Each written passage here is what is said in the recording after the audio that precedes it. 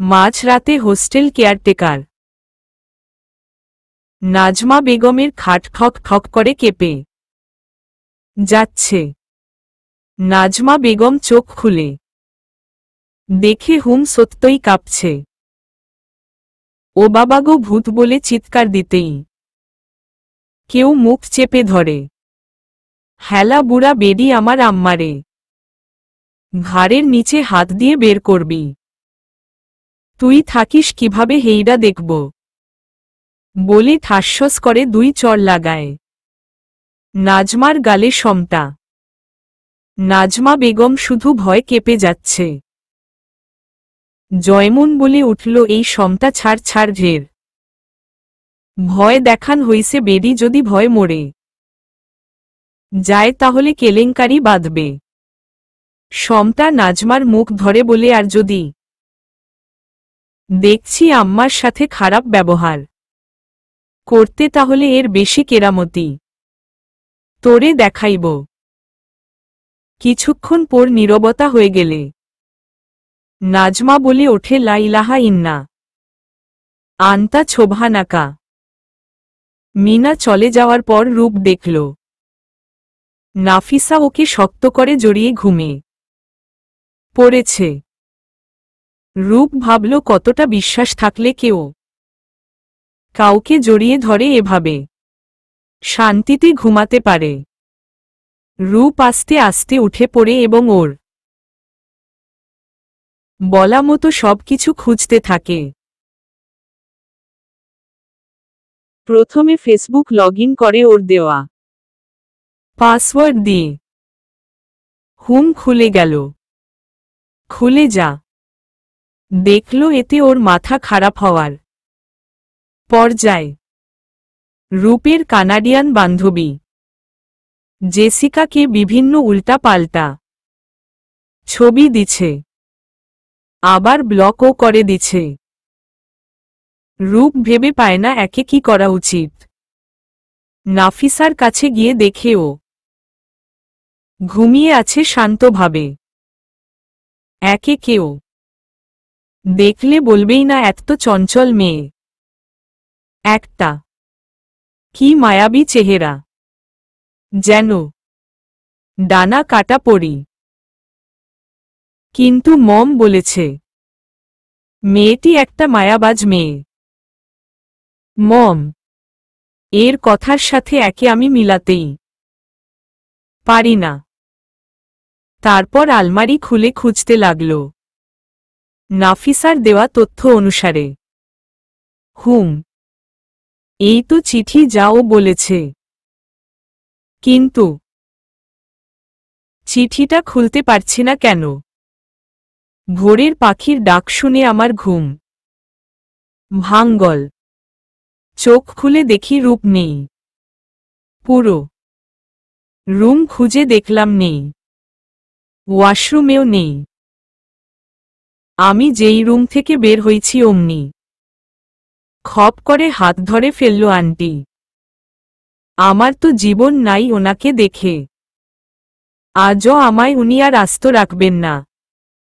মনে মনে আল্লাহকে ডাকতে লাগলাম। উনি প্রথমেই আমার গালে কষিয়ে একটা চর বসিয়ে দিল। ওনার একটা চর খেয়ে মাথা ঘুরতে শুরু করল।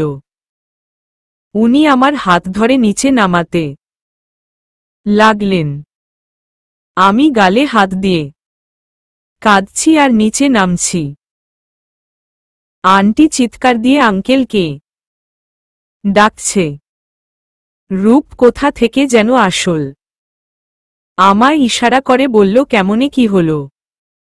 আমি লজ্জায় গালে হাত দিয়ে কেঁদেই যাচ্ছি। বাসার সবাই এর মধ্য চলে আসছে। রোজ বলল, এই তুই কইতো থেকে আইলি।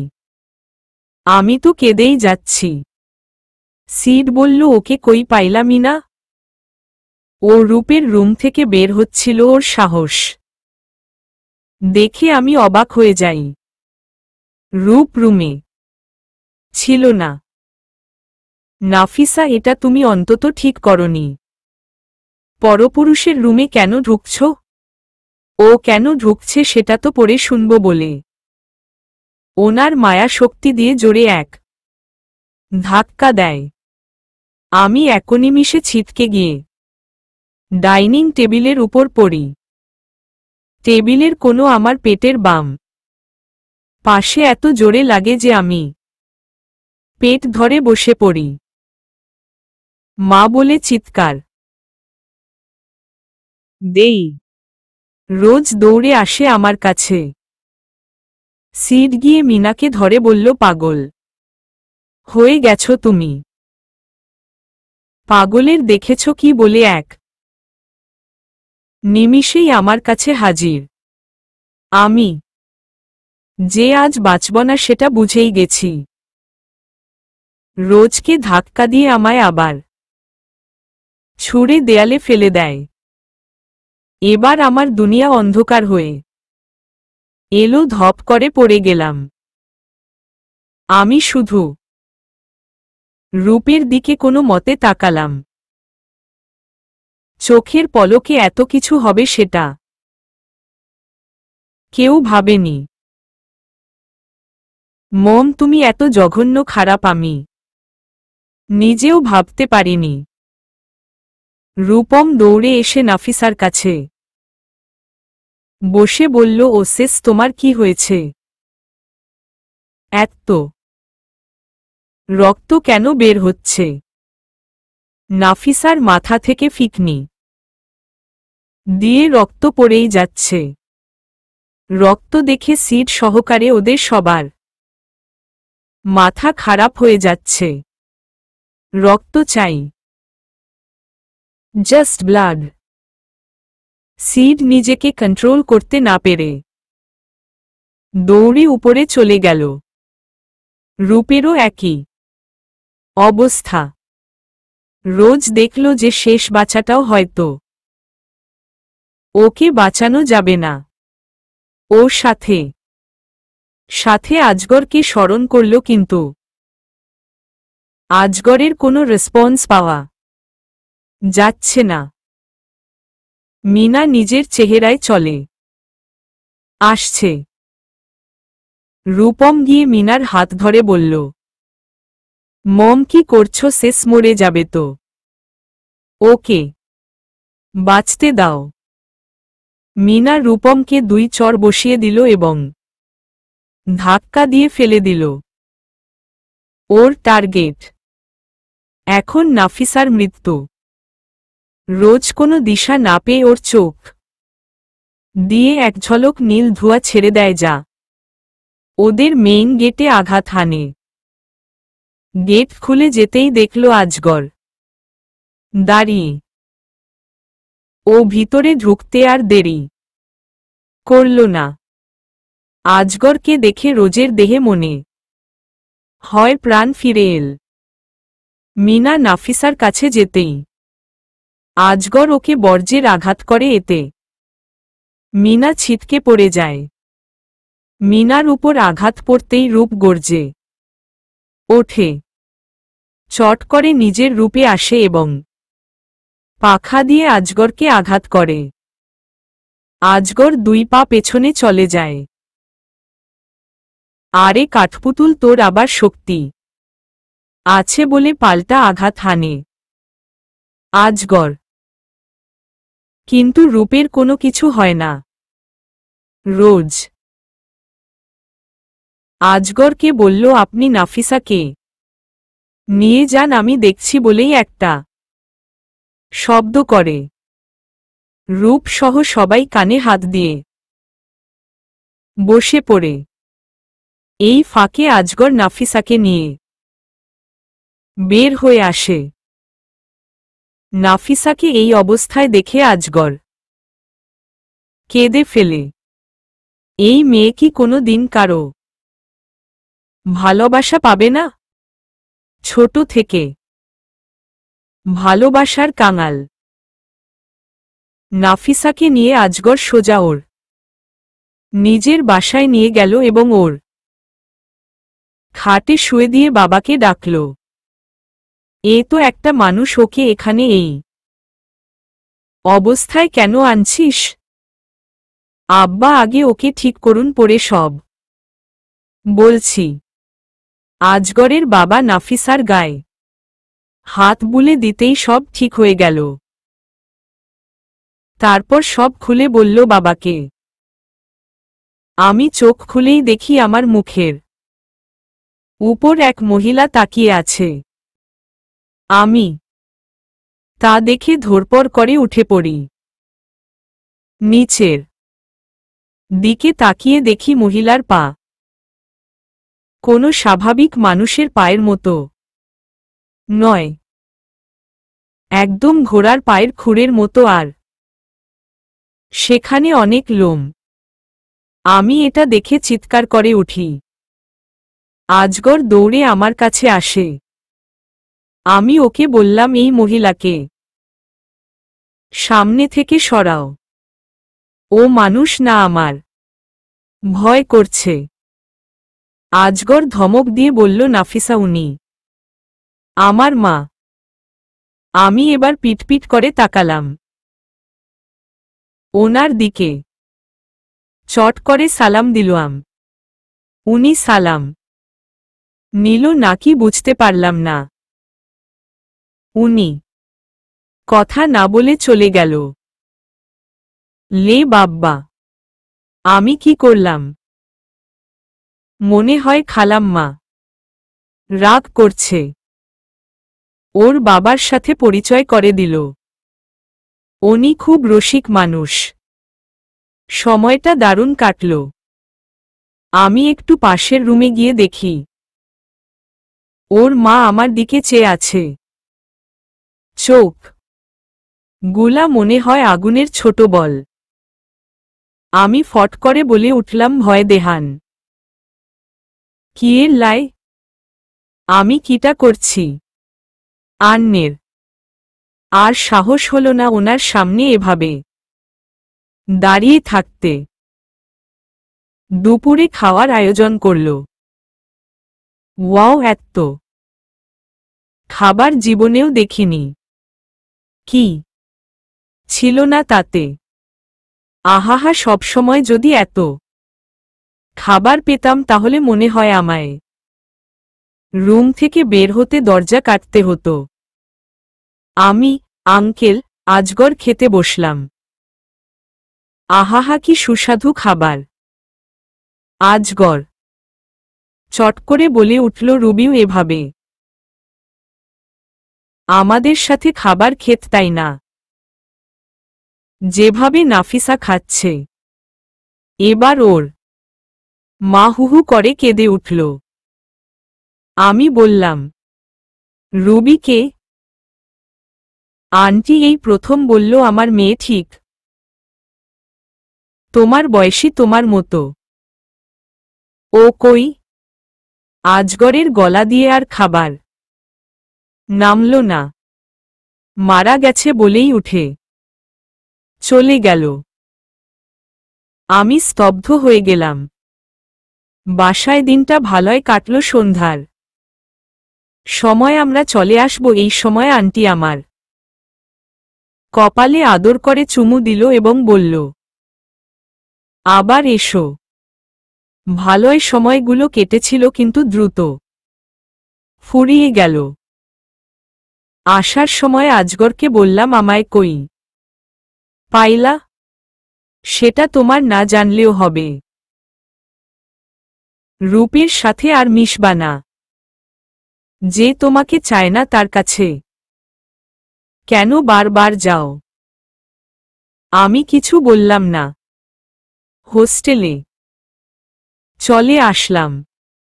মনে মনে ভয় ছিল, কাউকে না জানিয়ে একদিন উধাও ছিলাম।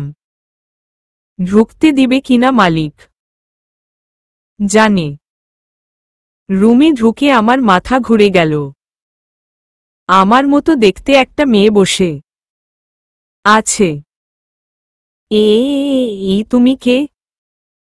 আম্মা, ভয় পাইয়েন না, আমি আইমুন। অহ, তুই এই বেশে কি করতাম? আপনি তো নাই, তাই এই ব্যবস্থা ভালো করেছিস, কিন্তু রুমের এই হাল। এখনই ঠিক কর, ঘুমাবো একটু। ও ঠিক করলে আমি বিছানায় গিয়ে ঘুমালাম। 9টার দিকে নাজমা আন্টি আসল আমায় বলল, বাবা তুমি কি ভূতপোষ? আমি তো ওনার কথা শুনে হতবাক। না তো আন্টি, মানুষ আবার ভূত পোষে? নাজমা আন্টি বলল, আসলে বাবা, তোমাকে সেদিন ওভাবে কথা বলা আমার ঠিক হয় নাই। পারলে আমায় ক্ষমা করে দিও। আমি মনে মনে ভাবলাম, কি ব্যাপার, ভূতের মুখে রাম নাম। উনি চলে যেতেই সমটা আমার কাছে হাজির। আম্মা বেডিরে যা দিছি না, হারা জীবন মনে রাখব। অহ, তুই এগুলো করছিস? খিটখিট হেসে বলল, হ আম্মা। আরে যখন তখন এগুলো করিস না, পড়ে আবার ডমঙ্গি বাবাদের এনে তোদের বোতলে তুলবে। সারা জীবন বোতলে পচে মরবি। সমটা এবার ভয় পেয়ে মুখ কাচুমাচু করে ফেলল। ওদের ভয় দেখাতেও ভালো লাগে। ডিনার করতে গিয়ে একটা মেয়ে বলল, আপু কাল আপনি ওভাবে কেন খাচ্ছিলেন? কিভাবে? বাম হাত দিয়ে গপ গপ করে। এই রে সারছে না, মানে প্র্যাকটিস করছিলাম আর কি। ওভাবে খেতে কেমন লাগে? সন্দেহের চোখে মেয়েটি আমার দিকে তাকালো। আমি আর কিছু না ভেবে খেয়ে রুমে চলে আসলাম। রুমের ভিতর এসে দেখি কোলাহল। ওরা সবাই আজগরের সাথে চেঁচামেচি করছে। এই ওকে ছাড় বলছি, ওর সাথে লাগস কেন? ওরা আজগরকে ছেড়ে দিল। আজগর এসে বলল, এই উপজাতিগুলো তোমার বন্ধু হইল কামনে? সে অনেক কথা। আজগরকে ওদের সাথে পরিচয় করে দিয়ে বললাম, এ আমার জিগারের দোস্ত, তাই নো বিয়াদপি। ওদের মধ্য বৃদ্ধ শুকরা জিন বলল, আম্মা এইখানে আমরা একখান কাজে আইছিলাম। আল্লাহ, এই বুইরার ও আম্মা হওয়া লাগল। শেষ পর্যন্ত আজগর ধুরে মিটমিট করে হাসছে আর বলছে, বলে ফেলুন চাচা, তুমি আমারে এত সম্মান দিলোয়া কথা দিলোয়াম, আপনার বন্ধুকে জীবন দিয়ে হলেও রক্ষা করব। শুকরার কথা শুনে আজগর চিন্তায় পড়ে গেল, সামনে কি কোনো বড় বিপদ আসছে? আমি গণনা করে দেখলাম আম্মার পিছে বহু শক্র অপেক্ষায় আছে তাকে শেষ করে দেওয়ার জন্য, এবং খুব শীঘ্রই আঘাত হানতে যাচ্ছে। আজগর চট করে বলে উঠল, নাফিসা আর রূপের সাথে দেখা করব না বলে দিলোয়াম। কাল যদি রোজ কিছু না করত তাহলে কি হতো? আজগরের চোখে পানি চিকচিক করছে। আমি শুধু মাথা নাড়ালাম। সবাই রুম থেকে চলে গেল আর আমি হতাশ হয়ে বসে পড়লাম। কোথায় ছিলাম আর কই আসলাম? আচ্ছা, রাফসানের কি বাচ্চা হয়ে গেছে? ছেলে হইছে না মেয়ে হইছে? রাফি বিথি কেমন আছে? রাফসান কি সুমি আপুকে আমার মতো করে ভালোবাসে? আর ভাবতে পারছি না। হয়তো আমি চলে আসাতে তাদের দায়িত্ব মুক্ত হয়ে গেছে। খুব কান্না পাচ্ছে। আর কারো কাছে ভালোবাসার দাবি নিয়ে যাব না। রূপদের বাসায় এক প্রকার মিটিং চলছে। সিড বলল, মিনা তুমি এটা করবা আশা করিনি। তুমি এতটা নিচে নামবা। মেয়েটার কি অবস্থা গড ভালো জানেন।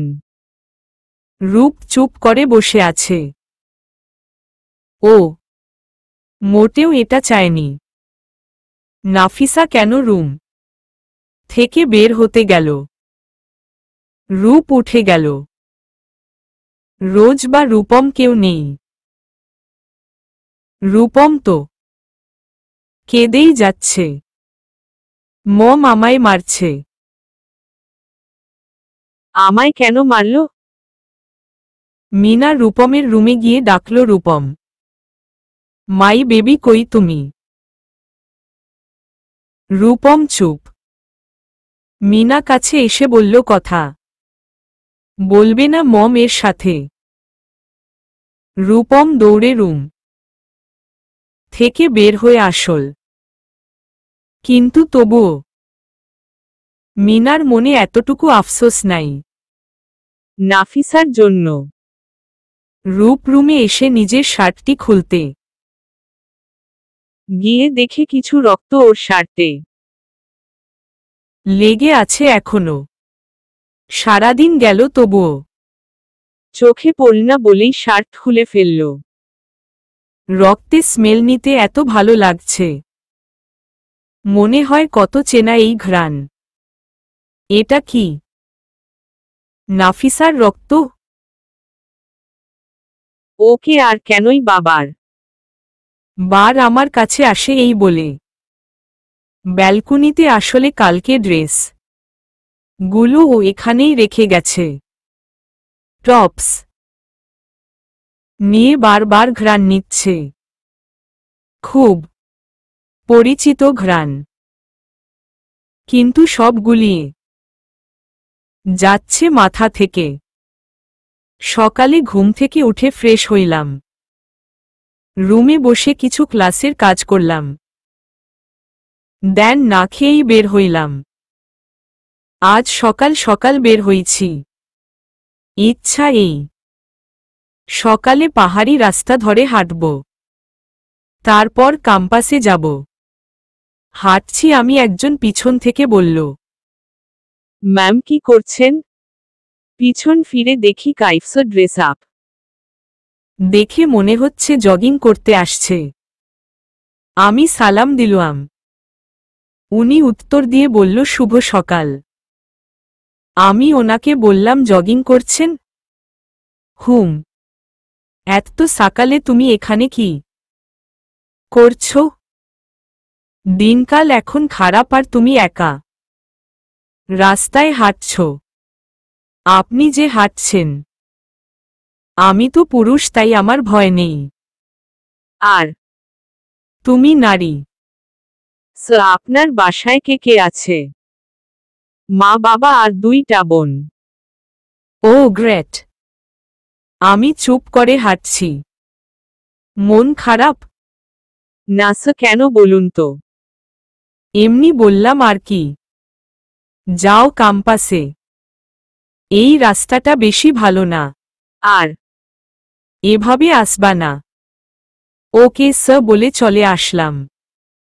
কাইফ দাঁড়িয়ে আছে আর পরের নকশার প্ল্যান করছে। আজগর সামনে এসে একটা চর মারে কাইফকে। ভালো সাজতেন আসছিস ওর কাছে, জানে মেরে দিব ওর আশপাশ তোকে দেখলে। আজ কাইফ আর কিছু না বলল না, শুধু মুচকি হেসে বলল, ওকে যদি আমি না পাই তাহলে আমিই ওকে মেরে দিব। মনে রাখিস বলে চলে গেল। আজগর ভেবে পায় না কি করবে এখন। নাফিসাকেও বলতে পারছে না। কাইফের মুখোশ ওর কাছে খুলে ফেললে কাইফ তখন আর লুকিয়ে কাজ করবে না। ও সরাসরি অ্যাটাক করবে আমার একার পক্ষে নাফিসাকে সেভ করা সম্ভব না। আজগর অনুভব করছে পিছনে কেউ একজন এক ঝটকায় গলা চিপে ধরে। এই ছাড়ুন, আমি রোজ। আপনি এখানে কি করছেন? আপনাকে দেখতে আসলাম। ওর অবস্থা কি? ভালো। কিছু বলবেন? আমার তাড়া আছে। বলার জন্যই আসছি। এত ব্যস্ত থাকেন কেন সব সময়? কি বলবেন বলেন। আমি আপনাকে ভালোবাসি, একদম দম বন্ধ করে বলে ফেলল রোজ। আজগর হতবাক হয়ে বলল, আপনার মাথা ঠিক আছে? দেখুন, আমি পাগল হইনি, কিন্তু আপনাকে না পেলে পাগল হতে বাধ্য হব। হুমক 2 দিন পর আপনার ভাইয়ের মতো বলবেন আমি আপনাকে চিনি না বলেই। আজগর চলে গেল। রোজ অপমানে কেঁদে ফেলল। ক্যাম্পাসে বসে আছি একটা গাছের নিচে এবং প্রকৃতির চেয়ে আঁকাতে চেষ্টা করছি। এমন সময় রূপের গাড়ি হাজির। দেখলাম রূপ বের হচ্ছে, বরাবরের মতো সেই সাজগোজ, বরং বেশি। আমি আবার নিচের দিকে তাকিয়ে নিজের কাজে মনোযোগী হলাম। ক্লাসে বসে আছি। রোজ এসে আমার পাশে বসে বলল, আজগরের বাসা কই রে?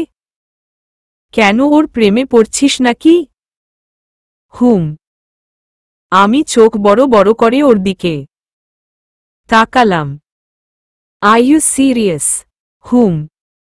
বল না, কোথায় থাকে? ওকে ভুলে যা সম্ভব না। আমিই সম্ভব হতে দিব না। মানে কি বলতে চাস? 2 দিন পর তোর ভাই যেমন আমাকে ভুলে গেছে, সেরকম তুইও যাবি। তোদের চিনে ফেলছি। দোস্ত, এরকম করিস না প্লিজ। রূপের ক্লাস চলছে আর এই সময় ওর প্যানপ্যানানি শুরু করে দিছে। আমি তোর প্রেমের ক্ষেত্রে কত উপকার করছি, এবার আমায় কর প্লিজ। দেখি কি করা যায় বলে চুপ করতে রূপ আমাদের 2 জনকেই দাঁড়াতে বলল। এবার তোর সুখ হইছে, থাক পুরো ক্লাস দাঁড়িয়ে। এই তোমরা 2 জনে কথা কেন বলছো? আমি চুপ করে আছি। অন্যদিন হইলে অন্তত কথা বলতাম, কিন্তু ইচ্ছা নেই। রোজ বলল, ভুল হয়ে গেছে স্যার। তোমাদের ভুল প্রতিদিনই হয়ে থাকে। পুরো ক্লাস 2 জনে দাঁড়িয়ে থাক। আশা মিটছে তোর এবার, এখন পুরো ক্লাসে হাসার পাত্রী হয়ে দাঁড়িয়ে থাক বলে রোজের দিকে তাকালাম।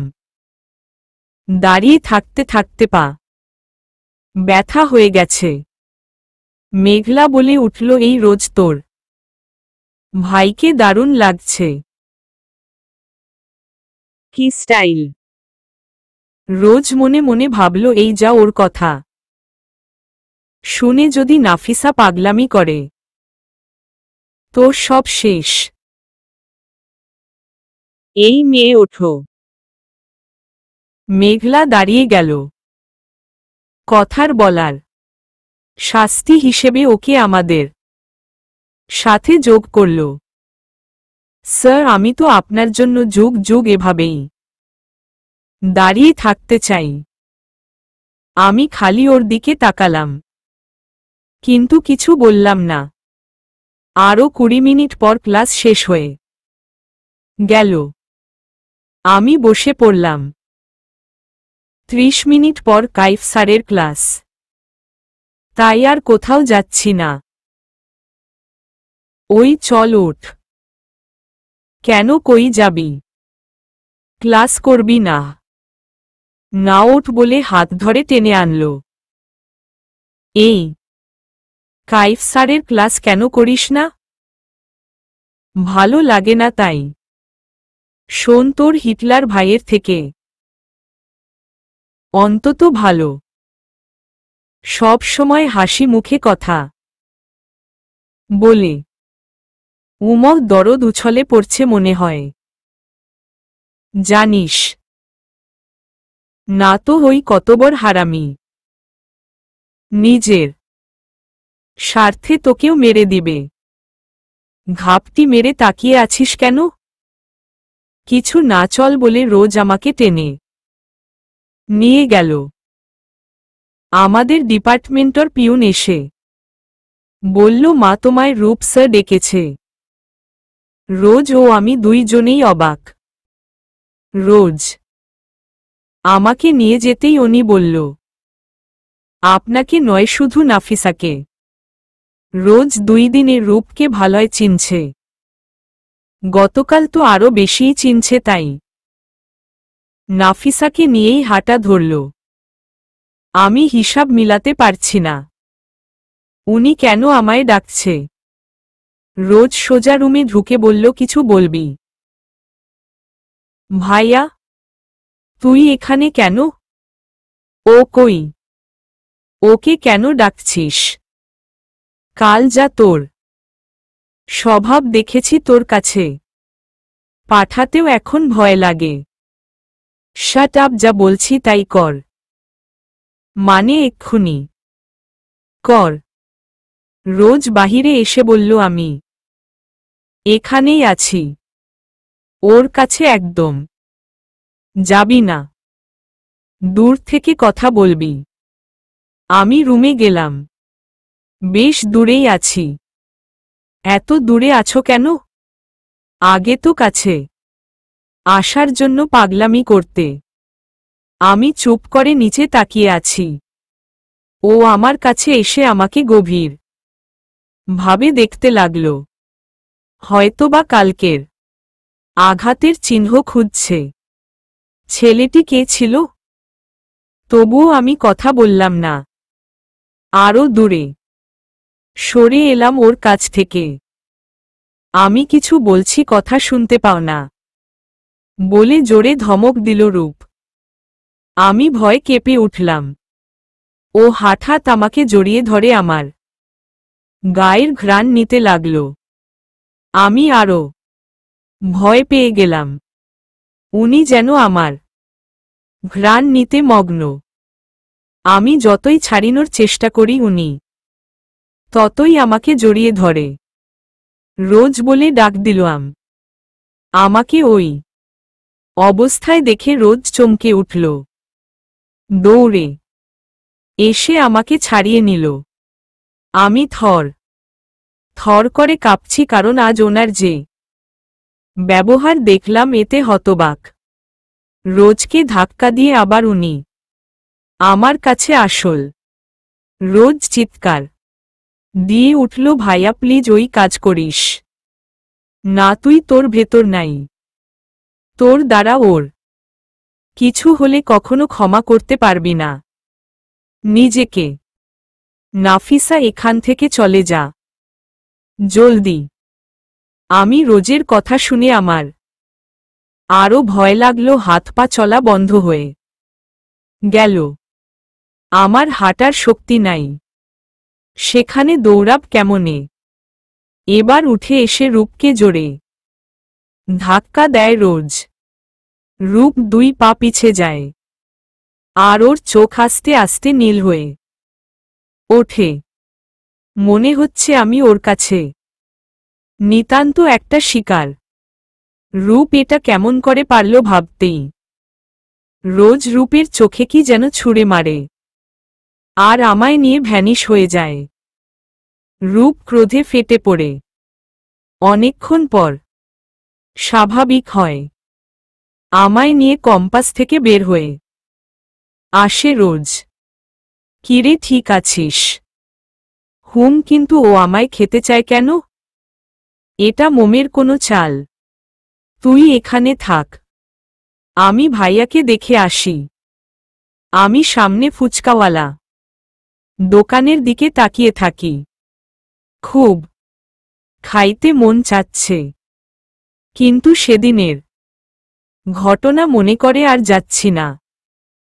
কাইফ স্যার বলল, এখানে কেন দাঁড়িয়ে আছো? এমনি রোজের জন্য দাঁড়িয়ে আছি, একটু পর ও আসবে।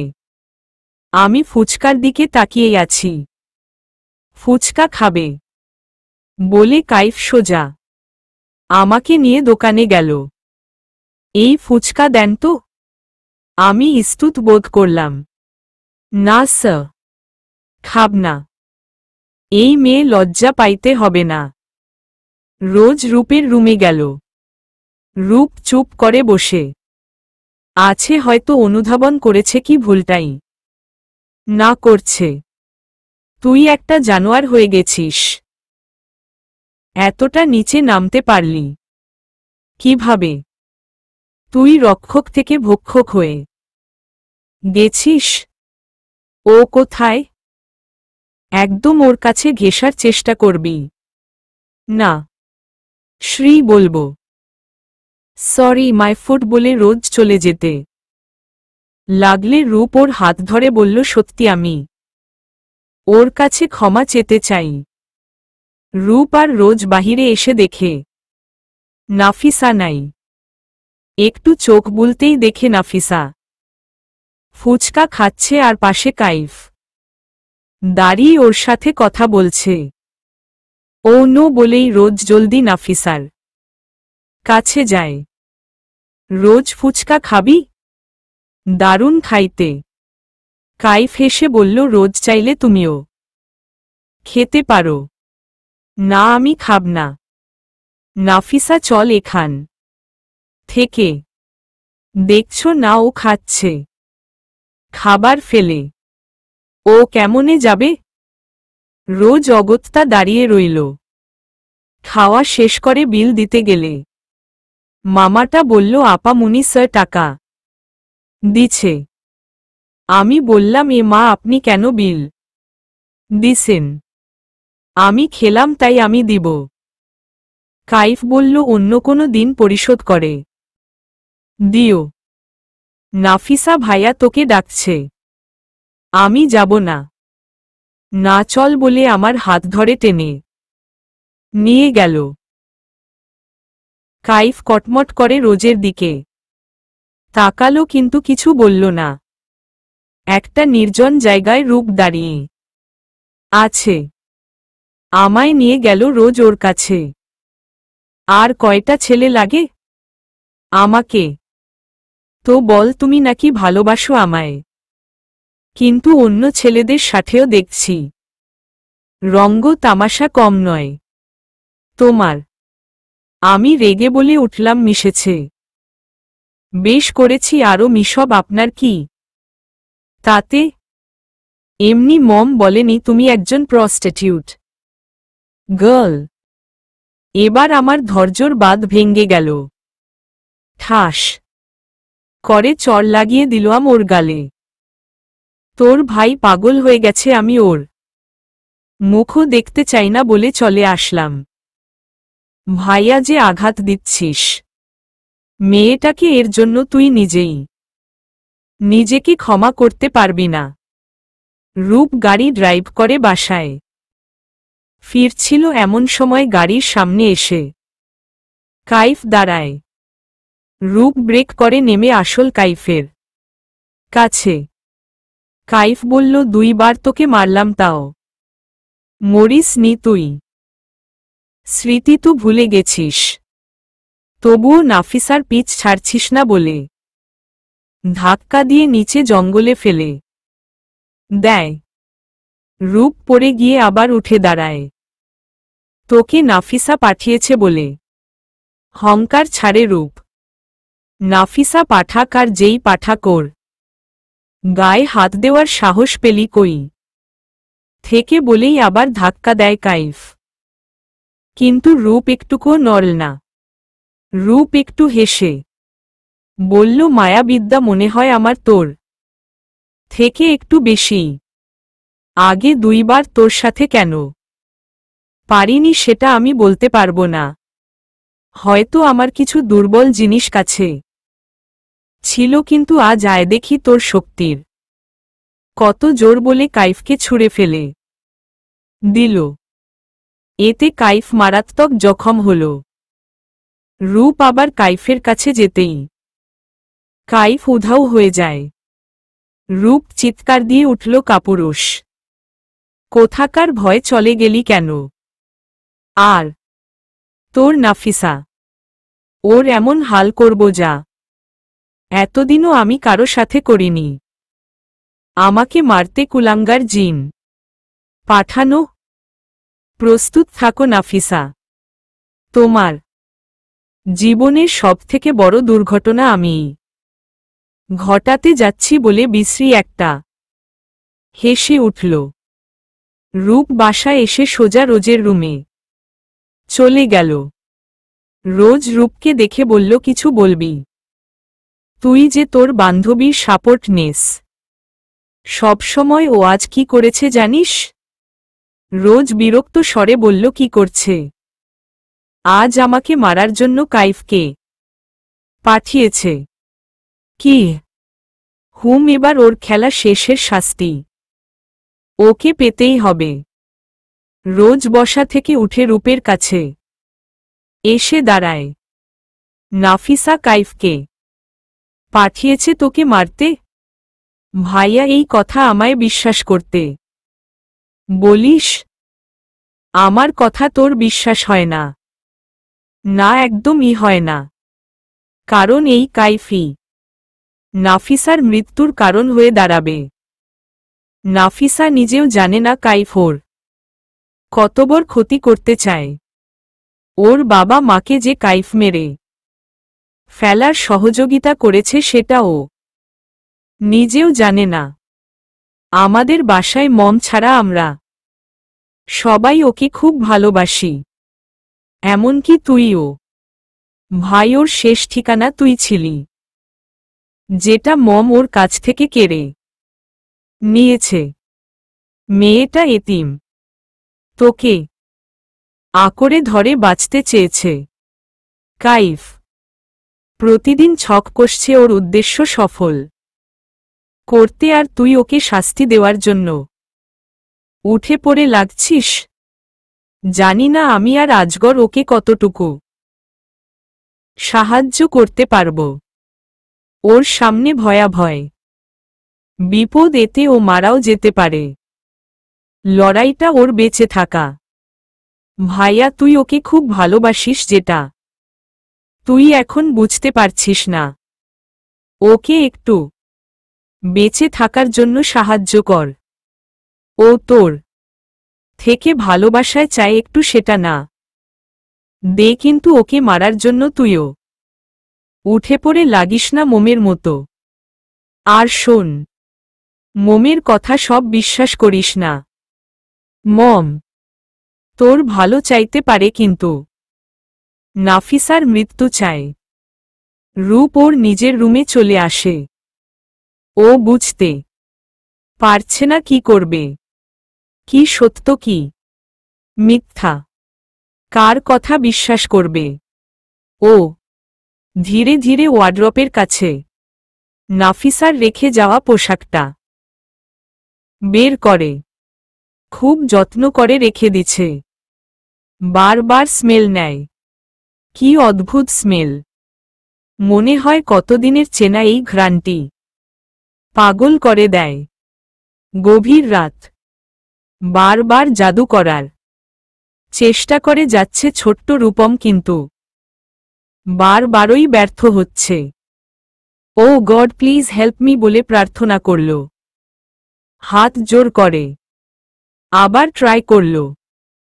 3 বার ট্রাই করার পর সফল হল এবং বাসার বাহিরে আসতে সক্ষম হল। উদ্দেশ্য নাফিসার কাছে যাওয়া। বাসার বাহিরে যখন আসতে পারছে, তখন আর কোনো সমস্যা হবে না নাফিসার কাছে যেতে। রূপম নাফিসার রুমে দাঁড়িয়ে আছে।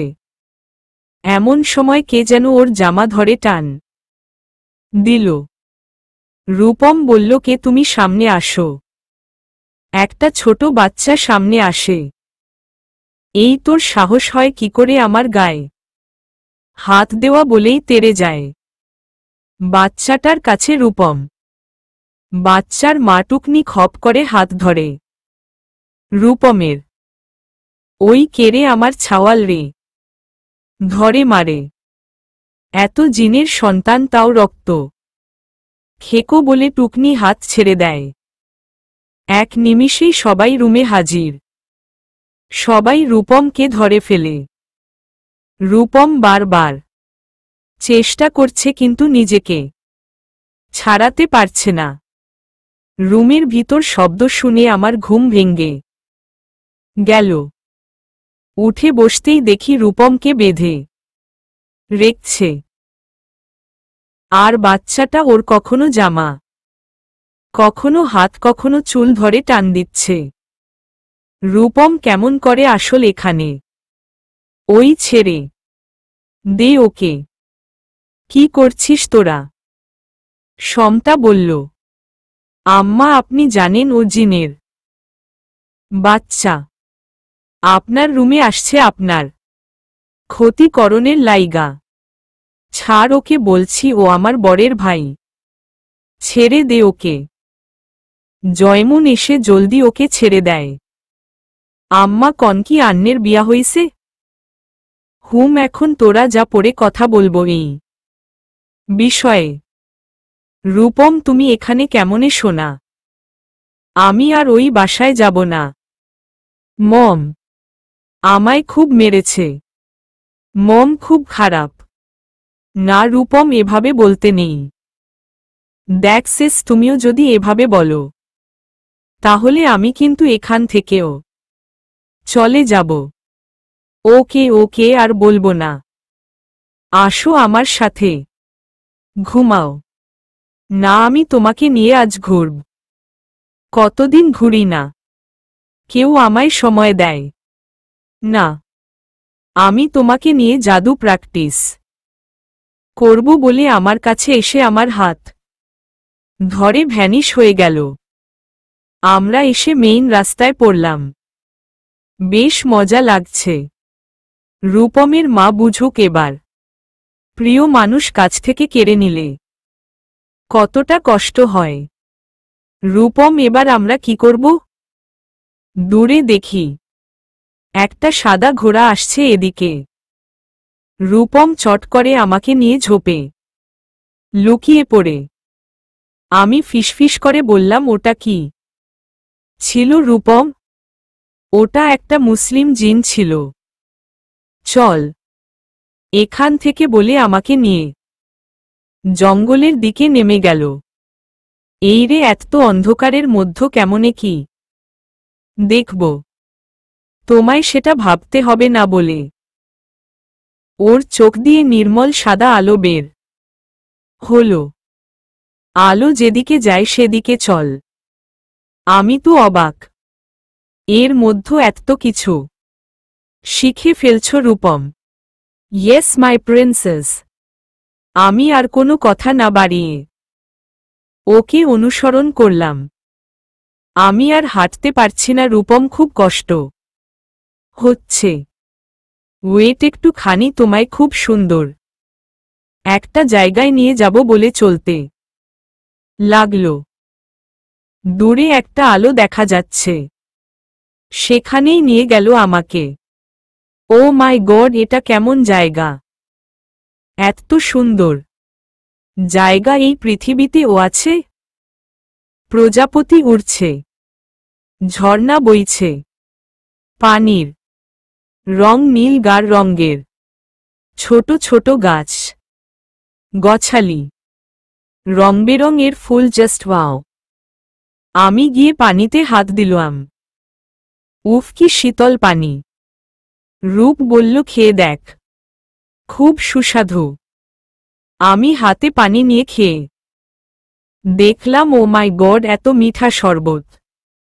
এত সুস্বাদু শরবত ছিল, ভাষায় প্রকাশ করা যাবে না। পাশে আরও একটি ঝর্ণা। সেটা মনে হয় পানির ঝর্ণা। আমি নেমে পড়লাম। ভিজছি আর ভিজছি। সেখানে বেশিক্ষণ থাকা যাবে না। এটা অদৃশ্য হয়ে কই জানি চলে যায়। আমি ওর কথা না শুনে চুলগুলো খুলে দিয়ে পানিতে ডুব দিলাম। পানির নিচে বিভিন্ন রঙের মাছ ছাড়া জলজ প্রাণী আছে। এক কথায় মনে হচ্ছে দুনিয়ার বুকে এক টুকরো স্বর্গ। আমি বার ডুব দিয়ে দেখছিলাম। এবার রূপ এসে এক ঝটকায় টান দিয়ে আমাকে নিয়ে লুকিয়ে পড়ে সামনে দেখলাম এক পাল রাজহাঁস ঝর্ণার দিকে যাচ্ছে। এরা স্বাভাবিক হাঁস যে ছিল না সেটা দেখেই বোঝা যাচ্ছে। কি বড় বড় এবং পুরোই ধবধবে সাদা রঙের। ওরা নিজেদের মধ্য কি যেন কথা বলছে। রূপম আমাকে নিয়ে বের হয়ে আসল। রূপম আর একটু থাকতাম আমরা না। ওরা খুব ভয়ানক প্রাণী বলেই আমার হাত ছেড়ে দিয়ে এগিয়ে চলল। আমি বসে পড়লাম। আর হাঁটতে পারছি না। রূপম বলে দেখিও নেই। আমার তো সেই ভয় লেগে গেল।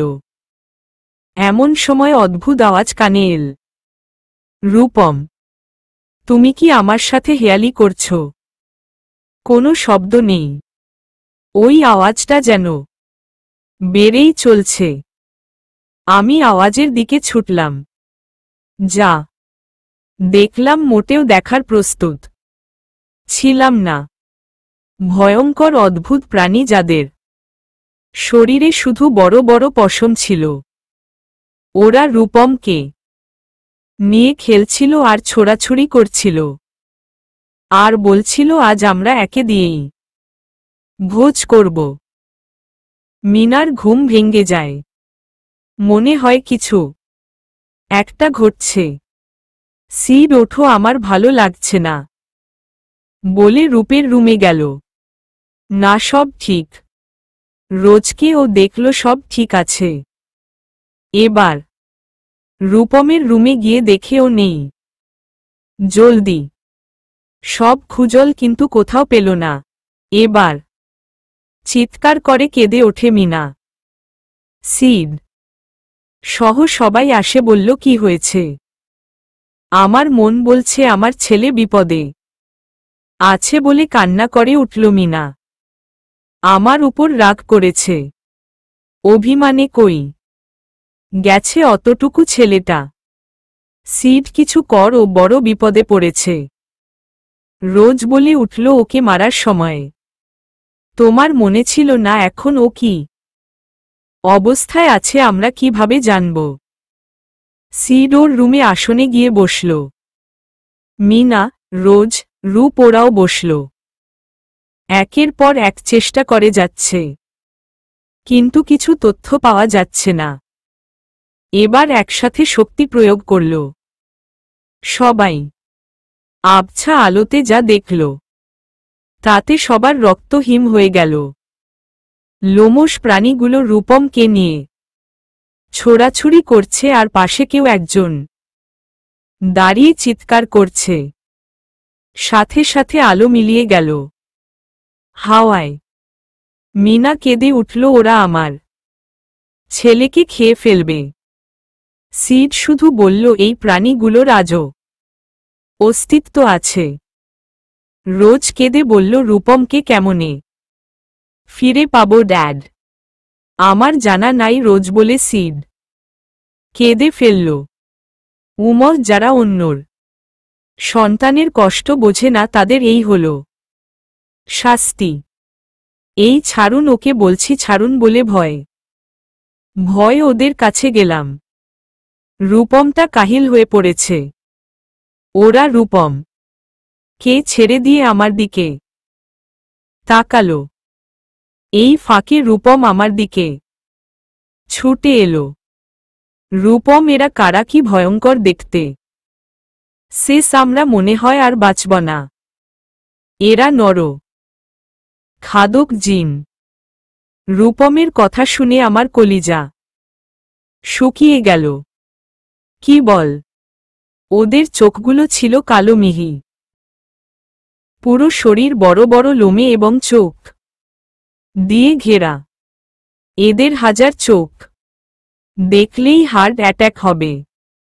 ওদের একজন একনিমিষে আমার কাছে এসে জোরে জোরে নিঃশ্বাস টানতে লাগল।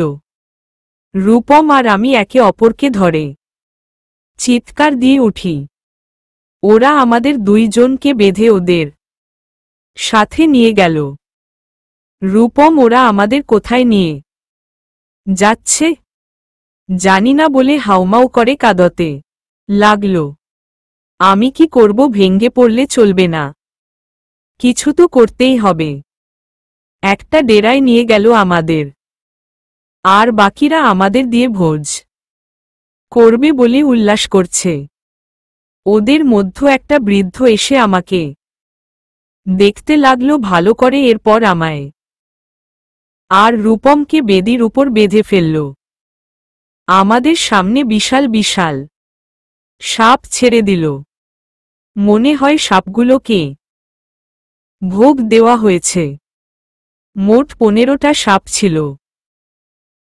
রূপমের তথ্য মতে ওরা এক একটা 1000 বছরের সাপ। আমি আল্লাহকে স্মরণ করছি, আল্লাহ রক্ষা কর আমাদের।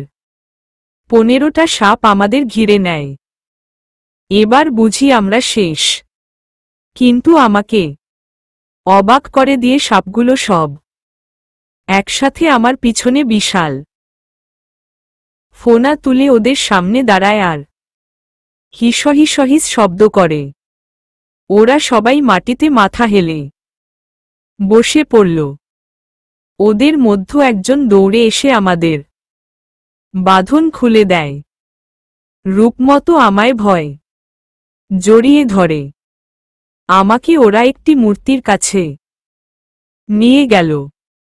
পাথরের মূর্তি দাঁড়িয়ে আছে।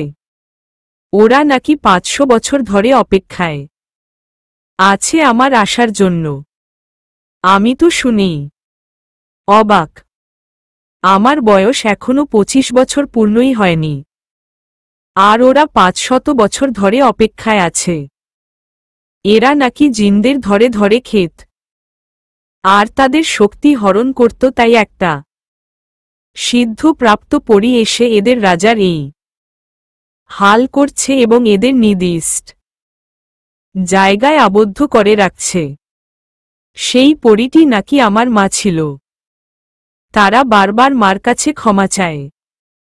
তখন মা বলেছিল, এখানে আমার মেয়ে আসবে তোমাদের উদ্ধার করতে, কারণ ততদিন হয়তো আমি বেঁচে থাকব না। তাই আমার অসম্পূর্ণ কাজ আমার মেয়ে করে যাবে। ওখানে আমার মায়ের মূর্তিও ছিল। কি নিখুঁত মূর্তি! মনে হয় এখনই এসে মা আমার সাথে কথা বলবে। ওদের কথাগুলো আমার মাথার উপর দিয়ে গেল। কিছুই বুঝতে পারলাম না। যারা রূপমকে খাওয়ার জন্য এতক্ষণ উঠে পড়ে লেগেছিল, তারা আজ ওকে কি আপ্যায়ন করছে। দুনিয়া বড়ই আজব। আমাকে একটা সুন্দর ঘরে থাকতে দেওয়া হলো, সাথে রূপমকেও। রূপম আমার পাশে শুয়ে আছে আর আমি ওর মাথায় হাত বুলিয়ে দিচ্ছি। শেষ ওরা আমাদের ছেড়ে দিল কেন? আমরা ভালো এই জন্য ছেড়ে দিল। সত্যই বলছ? হুম। রূপম এখন কি করছে বলতে পার? ভাইয়া তো বেশিরভাগ সময় রুমেই থাকে, কারো সাথে তেমন কথাই বলে না। কেন জানি না। প্রতি রাতে মম ভাইকে কি যেন খাওয়ায়, তারপর ভাইয়া রুমে চলে যায়। ভাইয়া কেমন জানি হয়ে গেছে। আমার চোখে পানি চিকচিক করছে। আমি কার উপর রাগ করব যে কিনা নিজেই নিজের মধ্য নাই। রূপের কথা ভাবতে ভাবতে ঘুমিয়ে পড়লাম। রূপের বাসায় শোকের মাতাম চলছে। মিনা যেন পাগল হয়ে গেছে। রূপ রোজ রোদের মতো চেষ্টা করে যাচ্ছে সব বড় বড় ফাদারদের কাছে। গেছে তাদের একই কথা, রূপমের ফিরে আসার কোনো সম্ভাবনাই নেই। আজগর নাফিসার রুমে এসে দেখে ও নেই। রুম লক করা, কিন্তু ও নেই। ভয়ে বুক কেঁপে উঠল। ওকে দেখে সমতা এসে বলল, বাবু আম্মাকে দেখছি না যে। সেটা তোমাদের জানা উচিত। একটা ছোট ছেলে আসছিল। ছেলেটি জিনের বাচ্চা ছিল। আজগর কিছু বুঝতে পারছে না কি হলো। কোনো শক্তি কাজে লাগিয়ে ওর খোঁজ পাওয়া যাচ্ছে না। আজগর পাগলের মতো হয়ে যাওয়ার অবস্থায়। আমার যখন ঘুম ভাঙ্গল তখন দেখি রূপম আমার পাশে বসে খাবার খাচ্ছে। রূপম, কি খাচ্ছ? ও খাবার দেখাইয়া আমাকে বলল, খাবা না? তুমি খাও। রুমে কিছু মানুষ এল। আমি অবাক। ওরা বলল আমি যাতে ভয় না পাই তাই। তারা মানুষ রূপ ধারণ করে আছে সবাই। আমাকে বাহিরে নিয়ে যাওয়া হলো। আমায় কিছু মেয়েরা মিলে দুধ দিয়ে গোসল করাল এবং বিশেষ ক্ষমতা সম্পূর্ণ পানি গায়ে ঢেলে দিল। আমাকে একটা পোশাক পরতে দেওয়া হলো। এটা নাকি মার পোশাক ছিল। আমাকে নতুন একটা বেদিতে শুয়ে দেওয়া হলো এবং সেই সাপগুলো সব আমার চারপাশে হাজির হয়ে গেল। ওদের পুরোহিত সব মন্ত্র জপ করতে লাগল। হঠাৎ এক আলোর ঝলকানি এসে আমার বুকে বসে গেল। আমি ছটফট করতে করতে অজ্ঞান হারিয়ে ফেললাম। আজগর রোজকে বারবার ফোন দেয়, কিন্তু রিসিভ হয় না। রাগে অভিমানে ছুঁড়ে ফেলে ফোনটা। আজগর সোজা ভার্সিটিতে যায়, কিন্তু ওখানে কাইফকে পায় না। আজগর কি করবে ভেবে পাচ্ছে না। কি করা উচিত তার? সোজা কাইফের বাসায় গেল। বিপদ হবে তবুও গেল। কলিং বেল বাজাতেই কাইফের মা খুলে দিল। আজগর সালাম দিয়ে সোজা ভিতরে ঢুকে কাইফ সোফায় বসেছিল। আজগর সোজা গিয়ে কাইফের কলার চেপে ধরে বলে, নাফিসা কই? ওকে কোথায় রাখছিস বল? কাইফ এক ঝটকানি দিয়ে আজগরকে সরিয়ে দেয়। বাঘের খাঁচায় আসছিস বাঘকেই শিকার করতে বলে কাইফ হংকার দিয়ে আজগরকে আঘাত করতে গেলেই ওর মা ওকে থামিয়ে বলে, নিশ্চয় মেয়েটাকে খুঁজে পাওয়া যাচ্ছে না। কাইফ এবার চুপ করে গেল। সত্যই তো। আজগর জেনে শুনে এখানে রিক্স নিয়ে আসবে না। তার মানে নাফিসা নেই? তাহলে কই গেল? আজগর হাঁটু গেড়ে চিৎকার দিয়ে বলল, নাফিসাকে যদি না পাই তাহলে হয় তুই বাঁচবি, না হয় আমি, বলেই উঠে পড়ল। আজগরের চলে যাওয়া দেখল শুধু কাইফ। কারণ হাজার হোক ও নাফিসাকে খুব ভালোবাসে। কাইফ সব মায়া বিদ্যা কাজে লাগিয়েও নাফিসার খোঁজ পেল না। নাফিসা শুয়ে আছে নিথর দেহ নিয়ে। একজন পুরো পায়ে রক্ত এনে ওর গায়ে ঢেলে দিল। এরপর বিভিন্ন প্রকার নিয়ম মতো চলতে থাকল। সব কাজ শেষ করে ওকে আবার পরিষ্কার করে আবার শুয়ে দিল। আমি চোখ খুলে দেখলাম অনেকে দাঁড়িয়ে আছে। রূপম এসে বলল, 6 দিন নাকি এর মধ্য কেটে গেছে। আমাকে ফ্রেশ হতে বলা হলো। আমি ফ্রেশ হয়ে আসতেই আমায় খাবার দেওয়া হলো। আমি খাবার খেলাম। আমাকে আবার সেই মূর্তিটির কাছে নিয়ে যাওয়া হলো। আমি যেই মূর্তিটির মাথায় হাত দিলাম অমনি আস্তে আস্তে পাথর গলতে শুরু করল। পুরোহিতটি বলল, যেদিন আমি সম্পূর্ণ শক্তি পাব সেদিন উনি ভালো হয়ে যাবেন।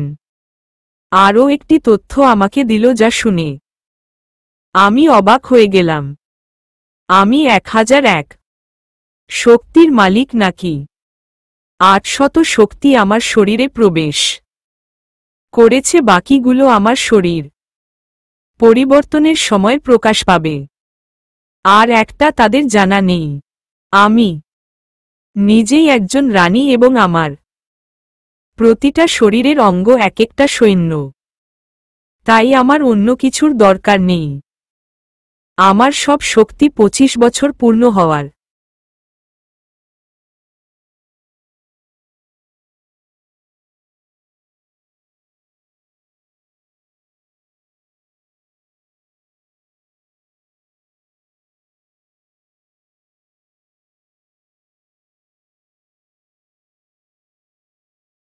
হওয়ার দিনে প্রকাশ পাবে। আমি যদি এর মধ্যে নিজেকে বাঁচিয়ে রাখতে পারি তাহলেই শক্তিগুলো লাভ করতে পারব। সন্ধ্যার অপেক্ষায় ছিলাম আমরা। তারপর বাসায় ফিরব। রূপম বলল, শেষ আমরা সারা জীবন এখানেই থেকে যাই না?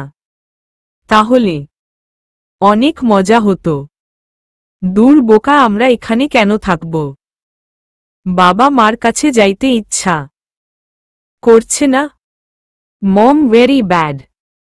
ওভাবে বলতে নাই রূপম। এখানে কয়টা বন্ধু পাতিয়ে ফেলেছ? 8টা। অনেক অ্যাডভেঞ্চার করা হলো এবার। বাসায় যাওয়ার পালা। দিনটি আনন্দে ফুরিয়ে গেল। যাওয়ার আগে সবাই আমাদের বিদায় জানালো। ওদের রানী এসে আমায় বলে দিল, তুমি তো স্বামী হারা।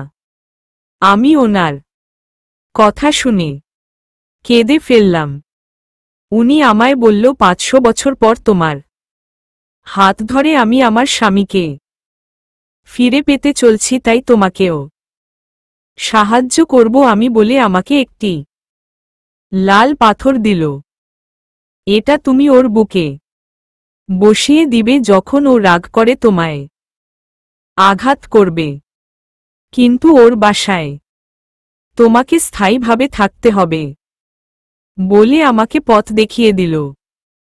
ওরা রূপমের মাথায় হাত বুলিয়ে দিতেই রূপম সেন্সলেস হয়ে পড়ে গেল। আমি হোঁচকিয়ে উঠে বললাম, আপনারা ওর সাথে কি করলেন?